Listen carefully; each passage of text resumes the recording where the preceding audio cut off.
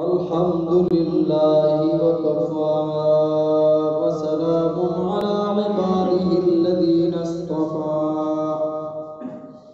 أما بعد فأعوذ بالله من الشيطان الرجيم بسم الله الرحمن الرحيم ربنا إني أسكنت من ذريتي بواد غير ذي زرع عند بيتك المحرم ربنا ليقيموا الصلاة فاجعل أفئدة من الناس تهوي إليهم وارزقهم من الثمرات لعلهم يشكرون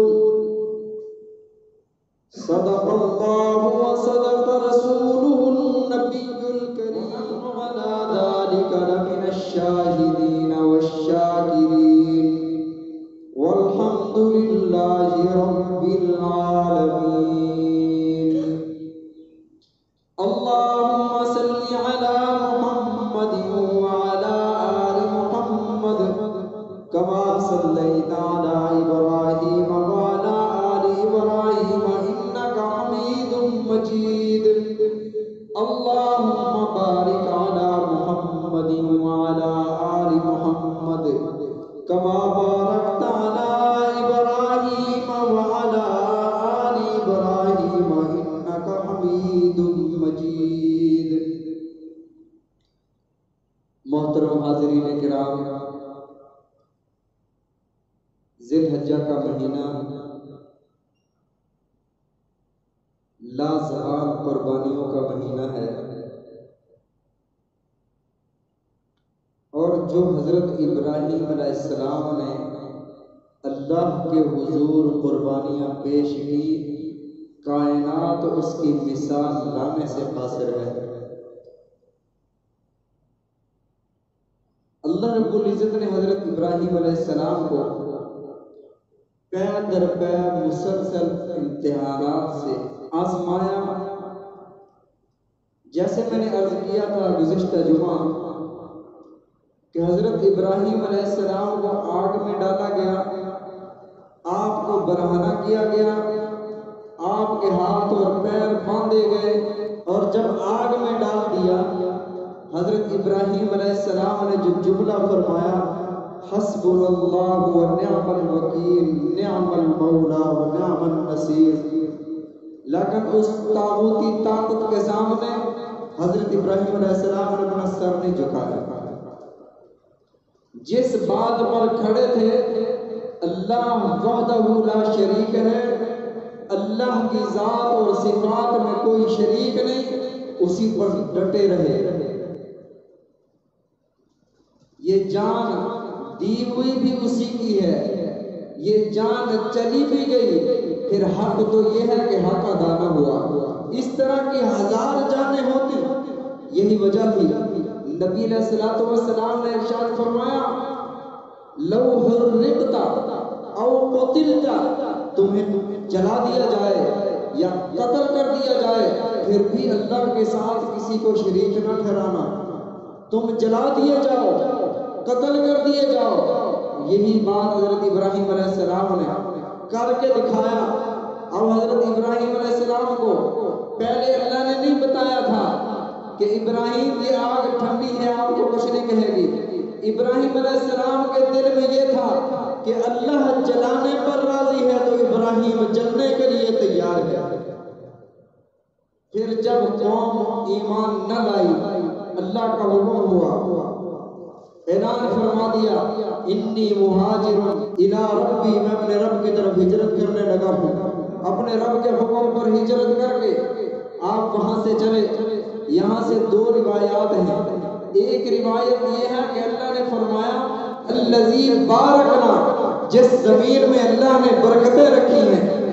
مفسرین فرماتے ہیں دو جگہوں کے بارے میں اللہ نے فرمایا، ایک تو فلسطین ہے اور دوسرا ملک شام ہے۔ ملک شام کے بارے میں بھی ہے کہ اللہ نے اس میں برکتیں رکھی ہیں۔ ارض فلسطین کے بارے میں بھی قرآن پاک میں ہے سبحان الذی اسری بعبدہ لیلا من المسجد الحرام الی المسجد الاقصی الذی بارکنا حولہ آپ وہاں الفاظ یہ ہیں کہ ایسی سرزمین پر حضرت ابراہیم علیہ السلام نے ہجرت فرمائی جس میں اللہ نے برکتیں رکھی تھی. اب مفسرین کرام رحمہ اللہ کے یہاں دو قول ہو گئے.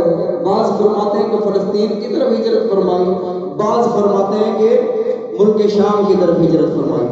اس ہجرت میں آپ کے بھتیجے حضرت لوط علیہ السلام آپ کے ساتھ ہیں اور آپ کی بیوی حضرت سارہ آپ کے ساتھ ہیں. راستے میں ایک بادشاہ کی سلطنت تھی, ایک سردار تھا. وہ آنے جانے والوں سے اگر کسی کی کوئی بیوی ہوتی وہ چھین لیتا, اگر بہن بیٹی ہوتی اسے کچھ نہ کہتا. حضرت ابراہیم علیہ السلام جب اس سلطنت میں پہنچے تو کارندوں نے پکڑ لیا اور اپنے بادشاہ کی طرف لے جانے لگے. حضرت ابراہیم علیہ السلام نے حضرت سارہ سے پہلے فرما دیا تھا کہ اس روئے زمین پر یا تو اللہ کو ماننے والی ہے یا میں اللہ کو ماننے والا ہوں.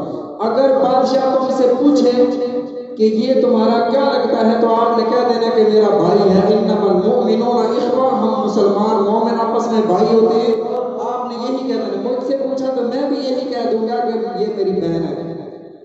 جب پکڑ لیا گیا حضرت سارہ کو لے گئے تو اس بدبخت نے بری نیت سے بتا دیا کہ یہ بہن بھائی ہے. اس کے باوجود حضرت سارہ, اس روایات میں آتا ہے کہ حضرت سارہ اس وقت روئے زمین پر سب سے حسین ترین عورت تھی. اس بدبخت نے جب بدکاری اور برے ارادے سے ہاتھ بڑھانے کی کوشش کی, زمین میں دھس گیا. پھر دعا کروائی, معافی مانگی کہ میں ایسا نہیں کروں گا, پھر نہیں کروں, میں چھوڑ دوں گا. حضرت سارہ نے دعا کی, اس کے پاؤں پھر نکل آئے. 3 بار اس نے یہ حرکت کی. تیسری بار اس نے کہا, کارندوں کو بلایا, ڈانٹا کہ تم ان کو کیسے لے آئے ہو, یا تو یہ اللہ کے اولیاء ہیں یا یہ جنات ہیں. یہ میں اس کی طرف ہاتھ بڑھاتا ہوں تو یہ میں زمین میں دھس جاتا ہوں. پھر اس نے اپنی ایک خادمہ جو اس کے پاس شہزادی تھی, کسی بادشاہ کی بیٹی تھی, اس کے بعد تھی کنیز کی صورت میں, وہ حضرت سارہ کو دے دی. نام ہاجرہ ہے. واپس آئے, حضرت ابراہیم علیہ السلام باہر بیٹھے دعا کر رہے تھے, مولا تیرے خلیل کی حرم ہے, تیری خلیل کی عصمت ہے, تو ہی رکھوالا ہے, بچا لینا. حضرت ابراہیم علیہ السلام کے پاس جب آتی ہیں فرمایا اللہ نے عزت رکھ لی ہے, اللہ نے لاج رکھ لی ہے, اور ساتھ یہ خاتمہ بھی دے دی ہے.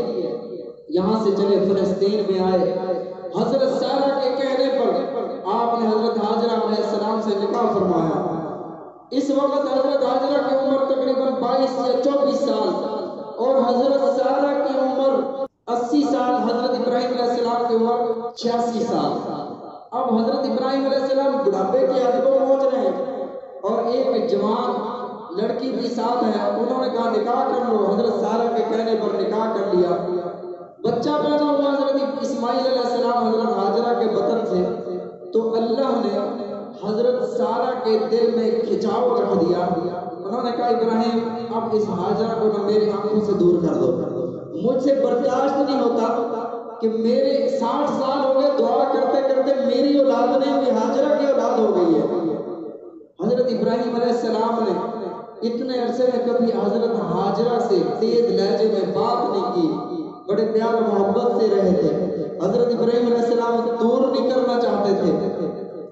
اللہ کا حکم آیا, ابراہیم یہ جو کہتی ہے ویسے کر لو, اس کو اپنی نگاہوں سے دور کرو, لے جاؤ. اللہ کہاں لے جاؤ؟ فرمایا کہ جہاں ہم کہیں گے وہاں لے جانا ہے.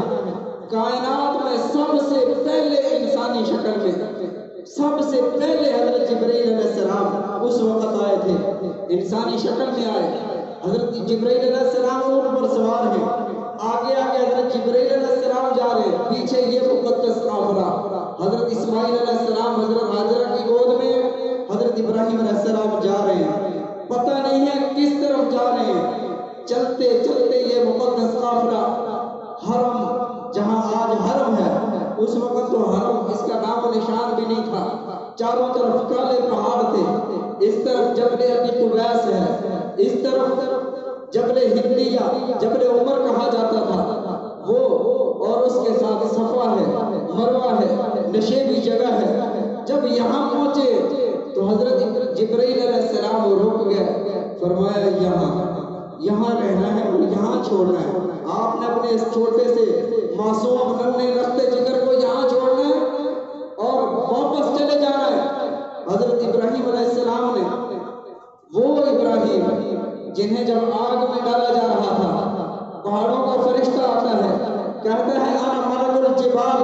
میں پہاڑوں کا فرشتہ ہوں. ایک آتا ہے انا ملک السحاب، میں بادلوں کا فرشتہ ہوں. جبرائیل آتے ہیں خلیل آپ ہمیں حکم فرمائیں. فرمایا ما لکم لا حاجت، مجھے تمہاری ضرورت نہیں ہے، میرا رب مجھے دیکھ رہا ہے، میری دل کی کیفیت سے واقف ہے. میں تمہیں نہیں کہتا مجھے تمہاری مدد کی ضرورت نہیں ہے. وہ ابراہیم جو استقامت کے پہاڑ تھے، جو امام الموحدین تھے، جو امام اعظم تھے، انہوں نے جب جبریل علیہ السلام کی زبان سے یہ سنا کہ ادھر ٹھہرانا ہے تو کہنے لگے یہاں تو کچھ بھی نہیں ہے، نہ درخت ہے، نہ انسان ہے، نہ چرند ہے، نہ پرند ہے، نہ کوئی زندگی کے آثار ہے، نہ کوئی سایہ ہے، دھوپ ہی دھوپ ہے، چاروں طرف کالے پہاڑ ہے، یہ کیسے؟ فرمایا اللہ کا حکم یہی ہے کہ یہاں. اب حضرت ابراہیم علیہ السلام کو یہ بھی حکم نہیں ہے کہ بیوی بچوں کو کوئی تسلی دینی ہے یا بتانا ہے. امتحان تھا. واپس موڑنے لگتے ہیں. بیوی پوچھتی ہیں ابراہیم آپ کو تو پتا ہے میری اماں بھی میرے بیٹی بھی نہیں ہے، میرا خاندان بھی نہیں ہے، کوئی نہیں ہے، کس کے سہارے چھوڑ کر جا رہے ہو؟ یہ کیا کر رہے ہو میرے ساتھ؟ حضرت ابراہیم علیہ السلام کو جواب کی اجازت نہیں ہے. حضرت ابراہیم علیہ السلام وہاں سے مڑتے ہیں. مقام قدی ایک جگہ ہے، وہاں تک یہ بیوی پیچھا کرتی ہیں، وہاں تک آتی ہیں. 3 کلومیٹر کا سفر ہے. جب وہاں پہنچتی ہیں دل میں آتا ہے کہ یہ تو اللہ کے پیغمبر ہیں، یہ تو اللہ کی مرضی کے علاوہ کوئی کام نہیں کرتے، ذرا پوچھوں تو صحیح کہیں اللہ کا حکم تو نہیں ہے.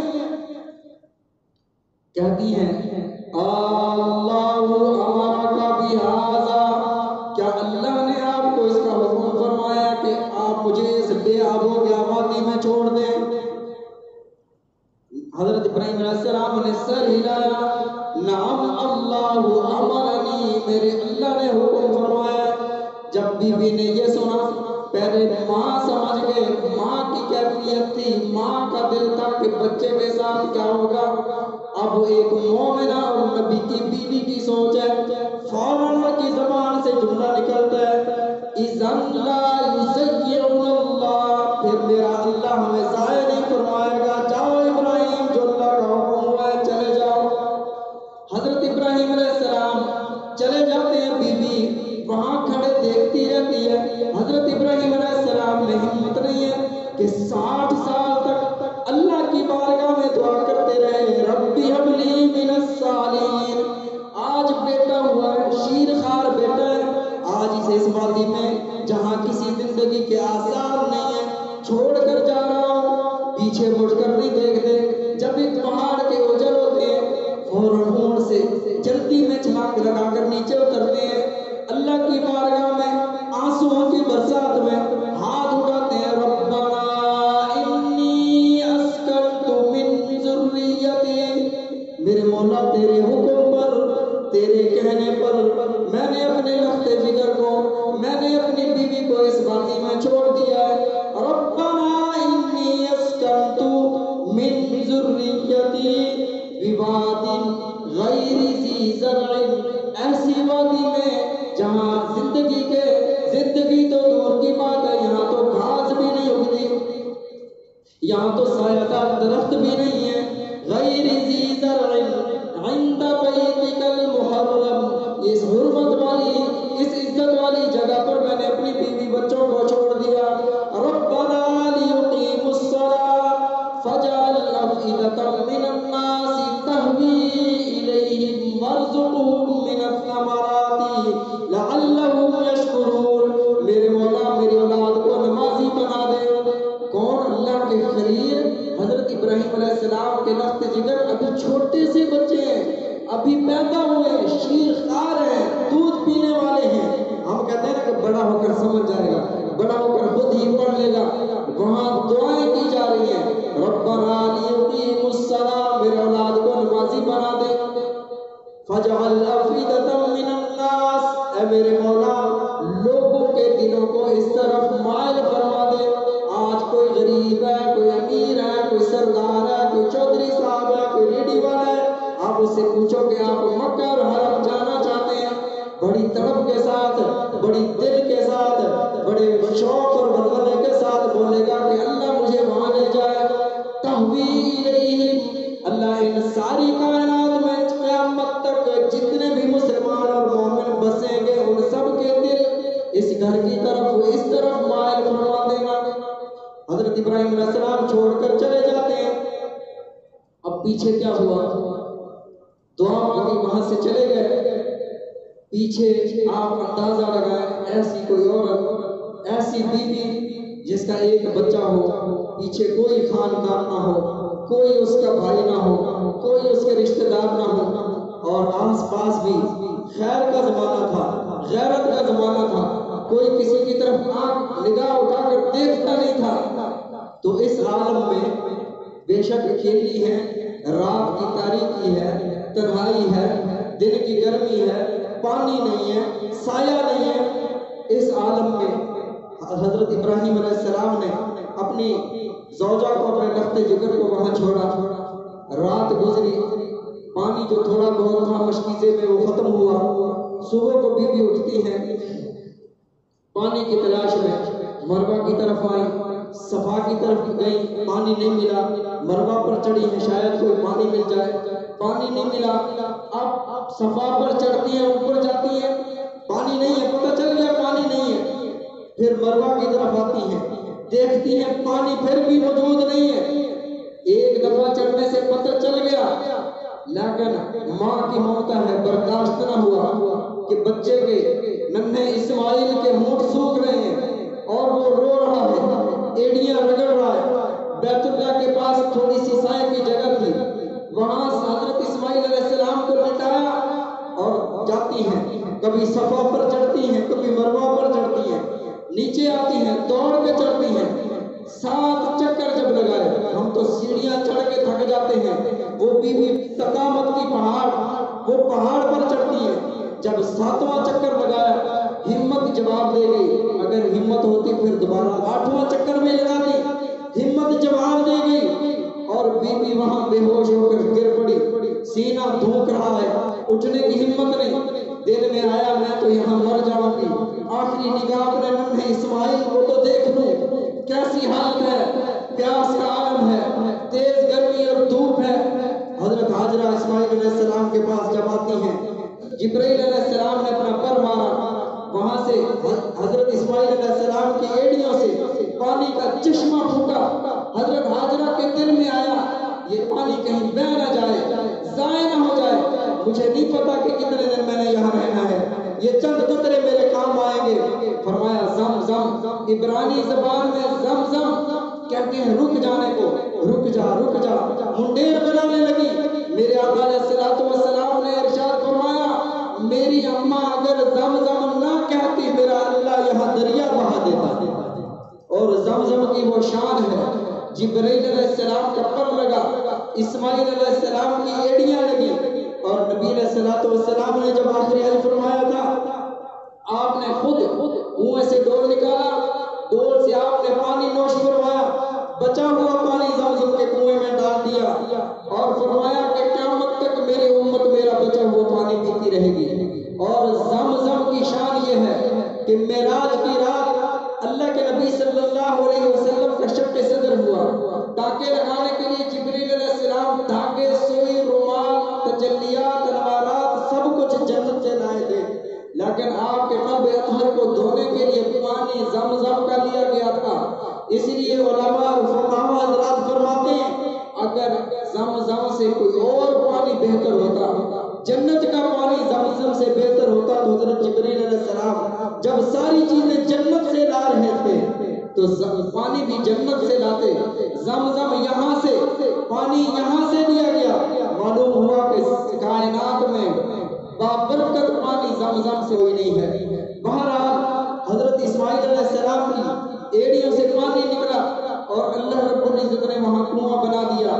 خاصیت اور شان یہ ہے کہ جتنے بھی دنیا میں کنویں ہیں کائی بن جاتی ہے, حشرات الارض پیدا ہو جاتے ہیں, مچھر پیدا ہو جاتے ہیں, اور گرد و غبار میل کچیل جم جاتا ہے کنویں میں. لیکن زمزم کی اللہ نے شان یہ رکھی, کوئی مچھر پیدا نہیں ہوتا, کوئی مینڈک اس پانی میں پیدا نہیں ہوتا. کوئی اس میں مچھر نہیں پیدا ہوتے، کوئی کائی نہیں جمتی، صاف اور شفاف پانی اللہ رب العزت نے اس امت کو عنایت فرمایا۔ اور حضرت ہاجرہ کی اتنی بڑی قربانی کو اللہ رب العزت نے اس امت محمد صلی اللہ علیہ وسلم کو دکھایا۔ اے امت محمد صلی اللہ علیہ وسلم دیکھ لو، الف لام میم احسب الناس ان یترکوا ان یقولوا آمنا وهم لا یفتنون۔ شاید تمہارے ذہن میں یہ ہو، شاید تمہارے فہم و گمان میں یہ ہو کہ ہم نے کہہ دیا لا الہ الا اللہ محمد رسول اللہ، بس ہم جنت میں چلے جائیں گے، اور تم آزمائے نہ جاؤ، تم لا الہ الا اللہ آمنا کہنے کے بعد ایسے چھوڑ دیے جاؤ، ایسا نہیں ہے۔ فرمایا قانون قدرت یہ ہے ہی نہیں، جب میں نے تمہیں اتنی بڑی جنت دینی ہے۔ نبی علیہ الصلوۃ والسلام نے ارشاد فرمایا کہ ایک جو سب سے آخر میں جنت میں جائے گا، اللہ کے نبی صلی اللہ علیہ وسلم کے جس امتی کو سب سے چھوٹی جنت ملے گی، سب سے تھوڑی جنت، وہ کتنی ہوگی؟ یہ جو جتنی دنیا ہے، پوری آج کا جتنی دنیا ہے، اس قدر 10 گنا زیادہ، 10 دنیایں مل جائیں، اس قدر جنت اتنا جنتی کو ملے گی۔ تو جو اعلیٰ ہوگا اس کا مقام کتنا بلند ہوگا۔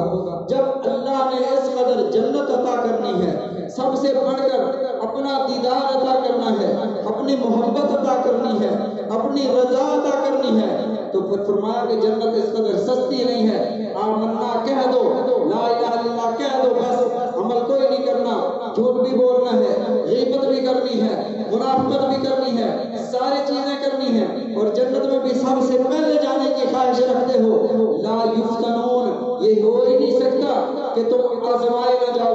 اور اس امت کی بنیاد جب رکھی جا رہی ہے تو آپ دیکھیں کہ آزمائش کی کس قدر کھڑی ہے کہ اللہ رب العزت نے ایک بچے کے ذریعے ایک ماں کو آزمایا، اس بچے کے ذریعے ایک باپ کو آزمایا، اور اس امت کو ملت ابراہیم قرار دیا گیا۔ جب ہم نماز پڑھتے ہیں، نماز کی نیت میں علماء نے یہ لکھا ہے انی وجہت وجہی للذی فطر السماوات والارض حنیفا وما انا من المشرکین۔ یہ حضرت ابراہیم علیہ السلام کی دعا ہے۔ حضرت ابراہیم علیہ السلام تھے کون؟ یہودی کہتے ہیں ابراہیم ہمارے ہیں، عیسائی کہتے ہیں ابراہیم ہمارے ہیں، ہندو کہتے ہیں ابراہیم ہمارے ہیں، سب کہتے ہیں، مسلمان کہتے ہیں ابراہیم ہمارے ہیں، ہم ملت ابراہیم ہیں۔ اللہ فرماتے ہیں ابراہیم کون تھے؟ ما کان ابراہیم یہودیا ولا نصرانیا، نہ ابراہیم یہودی تھے نہ نصرانی تھے، ولکن کان حنیفا مسلما، وہ پکے اور سچے مسلمان تھے۔ مسلمانوں کے حق میں فیصلہ آ گیا کہ ابراہیم تمہارے ہیں، عیسائی کے بھی نہیں ہیں، کیونکہ عیسائی ابراہیم علیہ السلام کو مانتے ہیں، یہودی بھی ابراہیم علیہ السلام کو مانتے ہیں، مسلمان بھی مانتے ہیں، ہر ایک دعوے دار ہے کہ میں ملت ابراہیم پر ہوں۔ اللہ فرماتے ہیں کہ مسلمان ملت ابراہیم پر ہیں۔ یہی وجہ تھی صحابہ کرام رضوان اللہ علیہم اجمعین نے عرض کیا یا رسول اللہ صلی اللہ علیہ وسلم یہ قربانی کیا ہے؟ یہ جو ہم قربانی کرتے ہیں یہ کیا ہے؟ فرمایا سنت ابیکم ابراہیم، تمہارے دادا حضرت ابراہیم علیہ السلام کی سنت ہے۔ اور ہم نماز میں کیا پڑھتے ہیں؟ اللہم صلی علی محمد وعلی آل محمد کما صلیت علی ابراہیم وعلی آل ابراہیم، اللہ جیسے تو نے ابراہیم اور آل ابراہیم پر رحمت نازل فرمائی، ایسے محمد اور آل محمد پر رحمت نازل فرما۔ ابراہیم اور آل ابراہیم یہ انعامات تھے حضرت ابراہیم علیہ السلام پر جو اللہ نے ان پر فرمائے تھے۔ اللہ رب العزت ہم سب کو حضرت ابراہیم علیہ السلام سے اور نبی علیہ الصلوۃ والسلام کی سنتوں سے محبت عطا فرمائے۔ ہم سب کو نبی علیہ الصلوۃ والسلام کی اسوہ حسنہ پر عمل کرنے کی توفیق عطا فرمائے۔ وآخر دعوانا